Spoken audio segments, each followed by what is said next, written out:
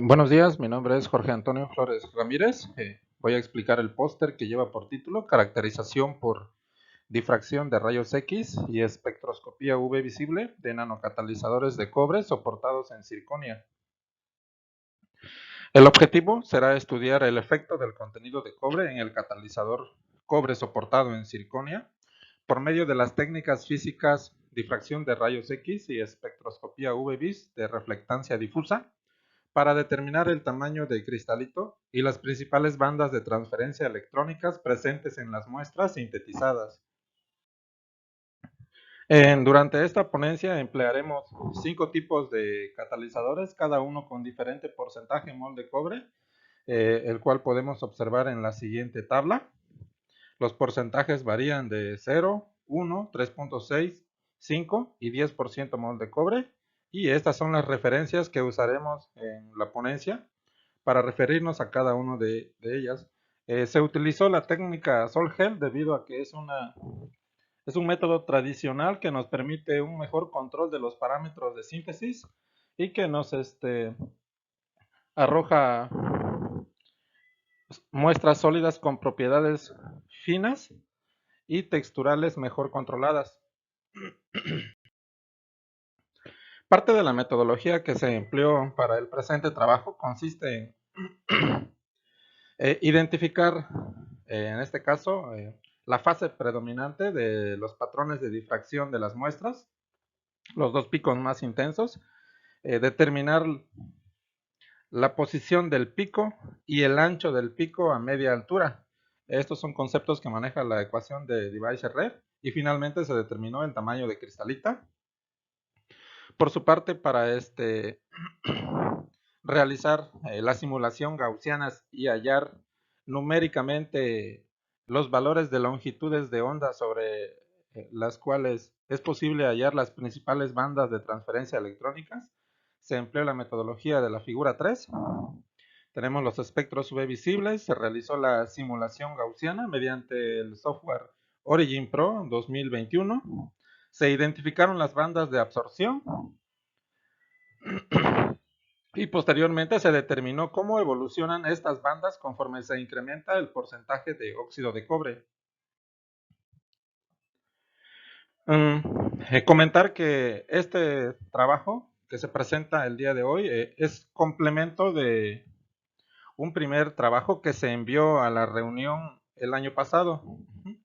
Aquí de la figura 4 podemos observar los patrones de difracción para cada una de las muestras sintetizadas, y con una flechita roja estamos indicando cuáles son los dos picos más intensos sobre los cuales vamos a aplicar la ecuación de Debye-Scherrer. Dentro de nuestros resultados, primero nos enfocamos al primer pico que corresponde al plano 101. Aquí tenemos nuestros 5 planos, uno para cada muestra, con 0% mol de cobre, 1, 3.6, 5 y 10% mol de cobre. Si observamos para 0 y 1% mol de cobre, podemos observar que hay un pequeño piquito asociado a la fase monoclínica. Aquí también está presente con 1% mol de cobre. Y del lado derecho, del pico más grande o del pico que nos interesa, tenemos un pequeño ensanchamiento. Este pequeño ensanchamiento se debe a microtensiones presentes en el interior de nuestras muestras sintetizadas. Entonces, lo que realizamos fue un ajuste gaussiano para tratar de encontrar los parámetros que me reproducen este perfil y tomar los valores del pico central para cada una de las muestras, refiriéndonos al plano 101. Una vez que realizamos el ajuste gaussiano para el plano 101, nos pasamos al segundo pico más intenso, que es el plano 112, el cual se registra o se observa un valor 2 teta de 50.6 grados. Si notamos con respecto al pico anterior, aquí no presentamos no observamos ensanchamientos ni vemos presencia de algún pico correspondiente a la fase monoclínica. Este es un pico totalmente aislado que corresponde a la fase tetragonal. Muy importante mencionar que todas las muestras que se sintetizaron, los patrones de difracción, arrojaron que cristalizan mayormente hacia la fase tetragonal con pequeños porcentajes de la fase monoclínica. Sin embargo, este tiende a desaparecer cuando se incrementa el porcentaje mol de cobre. Entonces, finalizado el ajuste gaussiano con el software Origin Pro, pudimos finalmente determinar el tamaño de cristalito para los dos picos más intensos, plano 101 y plano 12. Tenemos los parámetros microestructurales que nos arrojó el propio software, la posición angular, el valor del ancho del pico a media altura, que en la literatura es conocido como FWHM, el área bajo la curva y finalmente el tamaño de cristalito.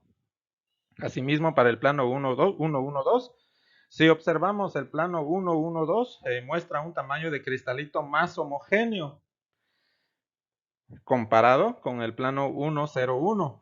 Esto, si recordamos, puede deberse a que el plano 112 es un pico aislado que no presenta o no se ve afectado por ensanchamientos o por piquitos más pequeños que correspondan a la fase monoclínica. Entonces, una forma de estimar el tamaño de cristalito tomando los dos planos fue realizar el promedio, y en la tabla 3 observamos que tenemos un tamaño de cristalito medio de alrededor de 7 nanómetros aproximadamente. Hay una pequeña variación de más o menos 2. Respecto de la caracterización por UV visible, aquí tenemos los espectros en un solo gráfico. Podemos observar la presencia de 4 bandas. Entonces nosotros queremos determinar exactamente a qué valores de longitudes de onda se encuentran esas bandas, y nuevamente realizamos la simulación gaussiana. Podemos observar que para la muestra con 0% mol de cobre solamente tenemos presencia de 2 bandas, y para las muestras con 1, 3.6, 5 y 10% mol de cobre podemos observar cómo se mueven 4 bandas de absorción. Los valores de longitudes de onda van cambiando. Por ejemplo, aquí tenemos 207 para la línea verde, 203, 202 y 191. Entonces, realizando un resumen de los parámetros microestructurales que nos arrojó la simulación gaussiana, tenemos que la banda 1 se encuentra presente en las 5 muestras, del mismo modo que la banda número 2, no así para la banda 3 y 4, que nada más se encuentran presentes en las muestras con incorporación de cobre. Aquí ya no tenemos presencia del soporte puro, es decir, del circonio. Tenemos que la banda 1 se debe a la transferencia de carga entre el ion circonio 4+ y oxígeno 2-. La banda 2 es debida a la transferencia de carga entre complejos del tipo cobre 2+ y oxígeno 2-.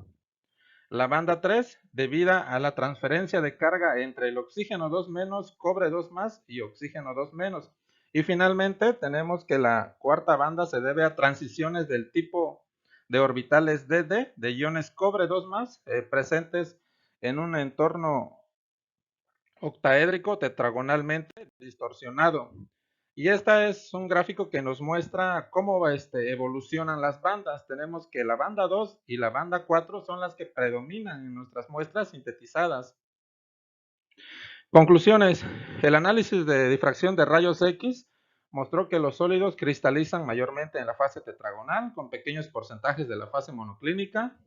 Por medio de la ecuación de Debye-Scherrer se determinó el tamaño de cristalito para los dos picos más intensos de cada patrón.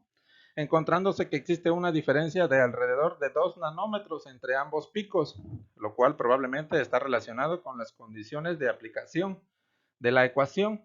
Y a partir de los espectros UV visibles fue posible determinar que los perfiles reales pueden reproducirse mediante 4 bandas gaussianas. Sería todo, muchas gracias.